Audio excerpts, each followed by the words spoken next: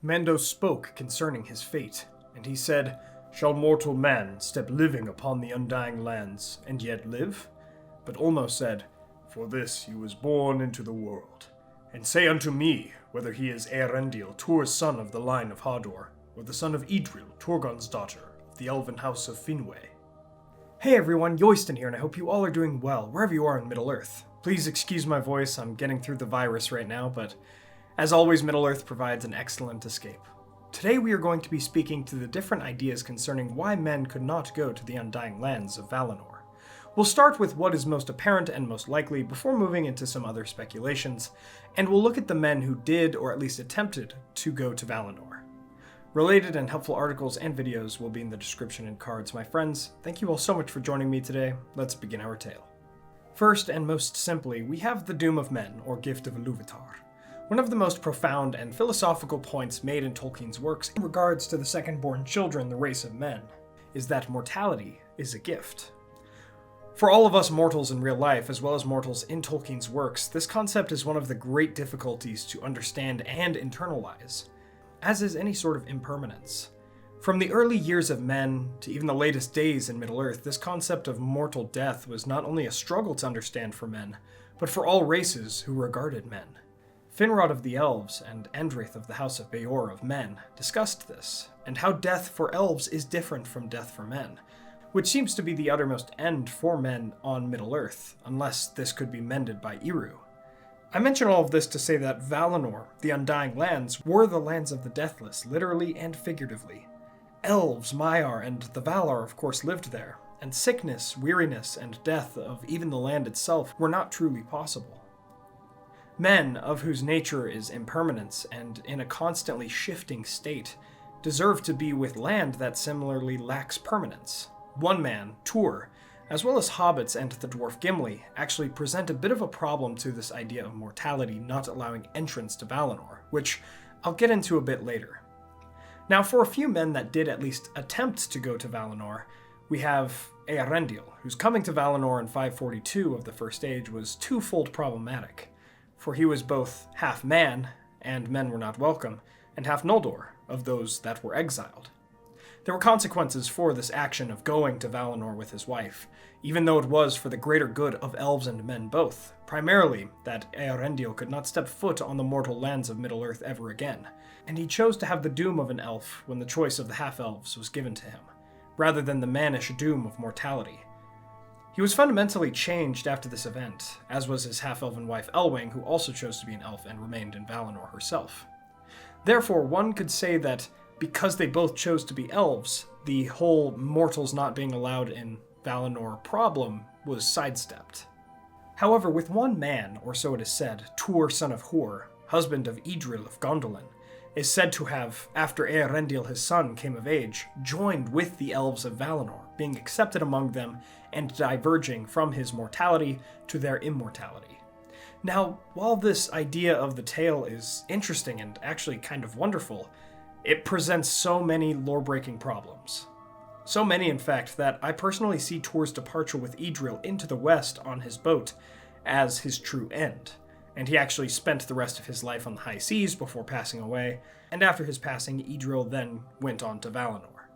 Only in later tales by authors within Middle-earth was this extra fabrication of the frame narrative fashioned to give Tuor and his wife a more heartwarming end, at least in my opinion. These are my thoughts on it, because otherwise, these issues concerning the doom of men, like those that plague Beren and Luthien, Aragorn and Arwen, and so many others, are not nearly as impactful, since one man actually split from his mortality. Why couldn't these others? Furthermore, the issue of Valinor not being open to men in general is made all the more curious and inconsistent if this idea of Tuor becoming an elf is true. Thus, like I said, I actually don't believe this to be canon, rather a fabrication in the frame narrative to give Tuor's story a more romantic ending. Now let's take a look at two other instances of men at least attempting to come to Valinor. Both happened in the Second Age with regards to Númenor. First, Amandil, father of Elendil the Tall, realized the corruption of Númenor, and so, like his distant ancestor Eärendil before him, Amandil attempted to make the journey to Valinor to seek aid from the Valar, and he took 3 men with him. They departed in 3316 of the Second Age, and were never seen nor heard from again. Differently from Eärendil, Amandil's purpose, though good-hearted at nature, was perhaps seen by the Valar as more selfish than Eärendil's purpose was, as a lot of the evil coming from Númenor was from the men that lived there. Eärendil wanted to save the entire world and all of his kin of men and elves from the darkness of Morgoth. Either Amandil never made it to Valinor, or he faced a severe consequence after coming there. It's possible that, like Eärendil, his message was taken and heeded, yet he was not allowed to go back to mortal lands and lived out the rest of his days in Valinor, but I doubt it, to be honest. In these later days of the world, especially towards the end of the Second Age, I think the punishment for men going to Valinor would be harsh, especially for those in my final example. Lastly, we have the last king of Númenor, Ar-Pharazôn, and his army that sailed from Númenor to Valinor in 3319, coming to make camp on the mainland near the elven city of Tirion. The Valar, not wanting to harm any children of Ilúvatar directly, called upon Eru for aid. Eru, the father of the children, thus changed the world, and the men of Númenor were buried underground, lying in the caves of the Forgotten, until the last battle of Dagor-Dagorath, or so it is said in the Akelebeth in the Silmarillion. I have other videos which detail that event more, but for our purposes here, men coming to and landing upon Valinor, attempting to take the Undying Lands for themselves, caused the reshaping of the entire world. This is what makes me think that the inability of men to come to Valinor was, at least in part, tied to the doom of men. Elves who were immortal and bound to Arda, never to leave the world truly, were able and even supposed to go to Valinor to live with the other deathless folk, Maiar and Valar. Men, however, were meant to remain in mortal lands in Middle-earth until they passed from the world. Even at the end of The Lord of the Rings and afterwards, we see that certain exceptions were made for the three hobbits, Bilbo, Frodo, and Sam, who were also mortals and likely somehow related to the race and doom of men, were allowed to go to Valinor as they had been ring-bearers. Yet I doubt the same offer would have been extended to Isildur, for instance, who had also borne the One Ring and carried it for a time. Even one dwarf, Gimli, was allowed to go to Valinor out of friendship and live out the remainder of his days there. Yet, this exception was never made for any true man who had remained mortal, except for perhaps Tuor, if you consider that story to be canon. Not that we know of, at least.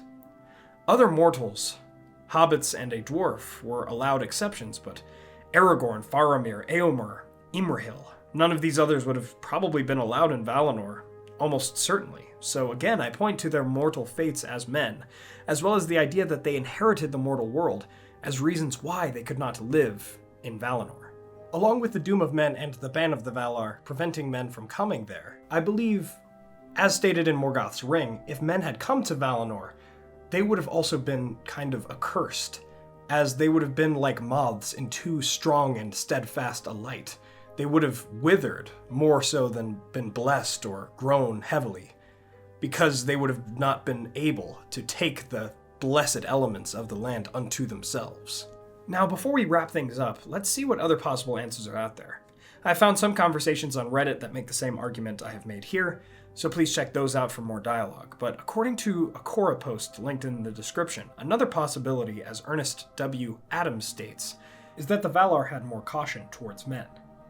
Perhaps just as Melkor had brought strife and suffering, men were seen by the Valar in a similar way. Their darkness, some of which may have come from Melkor indeed, and their short-lived conflicts would spawn many problems that the Valar did not want in Valinor. While this is interesting and the Valar certainly did not want conflict in Valinor, the elves were also known to engage in conflict, especially the Noldor, so... But it also makes me wonder how, if the two lamps had not been destroyed, the Valar would have kept their original island in Middle-earth, Almaran, secure from men, for it would have been surrounded by mortal lands. I'm not sure. However, I should mention the opposition to my previous point, as it is more likely that the Valar actually had the best interests of men at heart. As stated by Sartre in the Tolkien forum post linked in the description, by not allowing men in Valinor, Númenorians in particular, it prevented them from lusting after other things that they also did not have. Immortality, a deathless land, powers of the Valar and Maiar, etc. This seems to match with how the Valar viewed men, and while the Valar had compassion and love for the second-born children, they also wanted to keep some distance between gods and men out of pure wisdom. While there is surely more to be said on this matter, I think these reasons provide sufficient evidence explaining why men could not go to Valinor.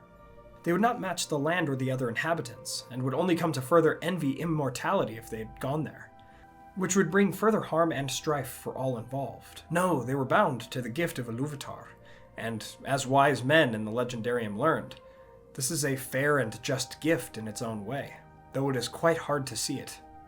And so we come to the end of our explanation of why men could not go to Valinor.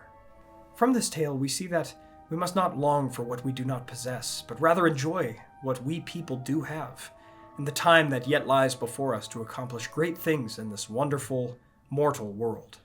Thank you all so much for watching. I hope you all enjoyed this Middle-earth Explained video. If you did, please be sure to hit that like button and share this with a friend. What are your thoughts on why men could not go to Valinor? Let me know in the comments below. This is a difficult topic with a few noticeable inconsistencies in the books, yet I think with further assessment of it and the Middle-earth frame narrative at large, we can find valid answers. Thanks to our Valor tier patrons: Cal Wetzel, Peter Shepard, Jonathan Putin, Mark Kralik, Blair Scouten, Merton, John Hume, Sam McBee, Matt Sabach, Elizabeth Calvert, Maz Gibbs, Reese Jenkins, Adam Petrlik, Brandon Glidden, Molly Sullivan, Daniel Burns, Anthony Harmon, Dorwin Gray, Arthur, and Merlin. Thank you so much, and thanks to all of our patrons and YouTube members. Please subscribe and hit that bell button to join the Men of the West and all of the free peoples today. I'll see you all again next week with a video on Arwen Undomiel and her life story.